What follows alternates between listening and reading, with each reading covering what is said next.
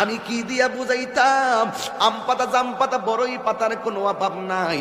কোনো পাতা দিয়া বড়ই, কোনো পাতা দিয়া গরম জল করে না। বড়ই পাতার পানি দিয়া কেন গরম জলটা করে?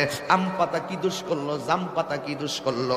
বড়ই পাতা দিয়া কেন গরম জল করা হয়? এই কথা দিয়ে কোনো মৌলবি কয় না। লাল কাপড়, নীল কাপড়, হলুদ কাপড়, কত কাপড় দেখলাম। কবরের কাপড়টা কেন ভাইজান সাদা?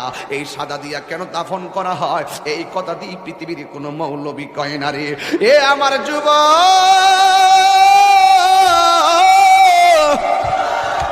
কি দিয়া বুঝাবো কবরটা কেমন ডেঞ্জারাস? কি দিয়া বুঝাবো মরণটা কত কঠিন? কি দিয়া বুঝাবো তাহির যে একটা দিন চলে যাওয়া মানে হলো আমার জীবন থেকে চিরদিনের জন্য দিনটা চলে গেছে। কোটি টাকা দিয়েও এই ঘন্টার সময়টা আনতে পারতাম না।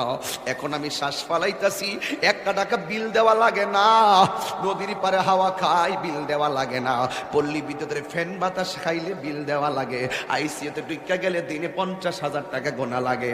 আমার আল্লাহ যে কত নিয়ামতের বাতাস আমরারে ঢুকাইতেছে, বাইরে কইরাইতেছে, একটা টাকা বিল নেই না। আল্লাহ কয় বিল লাগতো না, শুধুমাত্র তোরা 5 বার আইসা কপালটারে মাটির মধ্যে লাগাইয়া দিবি।